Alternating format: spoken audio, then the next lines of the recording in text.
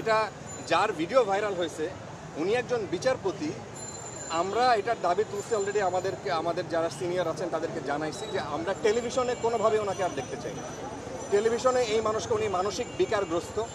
ওনাকে আমার কাছে মনে হয়েছে যে মানে আমাদের অনেকের ধারণা যে উনি আসলে ওইভাবে সুস্থ না। সো তার জন্যে আসলে কিছু বলা নাই, এই ধরনের মানুষকে আমাদের অ্যাভয়েড করা উচিত।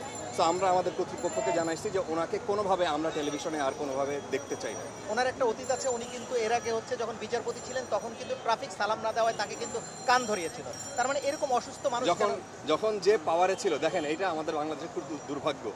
আমার ধারণা ছাত্ররা যে জিনিস দেখাই দিছে আমাদের এই দুর্ভাগ্যের জায়গাটা একদম ধরে ধরে চিহ্নিত করে দিছে যে আপনি এই সিস্টেম রাখতে পারেন না, আপনি এই আমলাতন্ত্র, আপনি থানায় গেলে পয়সা লাগবে, আপনি আপনার একটা পাসপোর্ট করতে গেলে পয়সা লাগবে, আপনার একটা ছোট্ট সেবা নিতে গেলে যেটা আপনার মানে অধিকার সেটা গেলে আপনার তদবির লাগবে, আপনার একটা চাকরি নিতে গেলে এই যে মানুষ খুবই নোংরাভাবে বলতেছে, দেখাই দিচ্ছে হাতে একদম পয়েন্টিং করে দেখাই দিচ্ছে এই জায়গাটা। যখন যে পাওয়ারে ছিল, আপনি যার কথা বললেন যে উনি যখন পাওয়ারে ছিলেন তখন একজন মানুষকে তার পছন্দ হয় না, তাকে ধরে কান ধরে উঠবস করিয়েছে।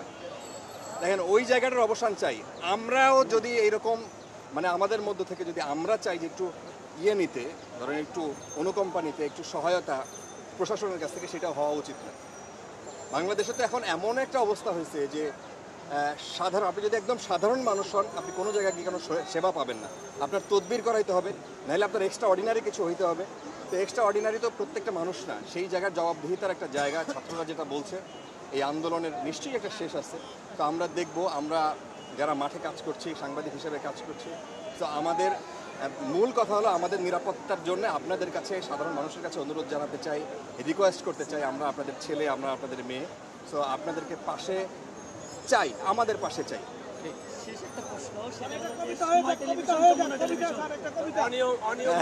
কবিতা আমার পেজে,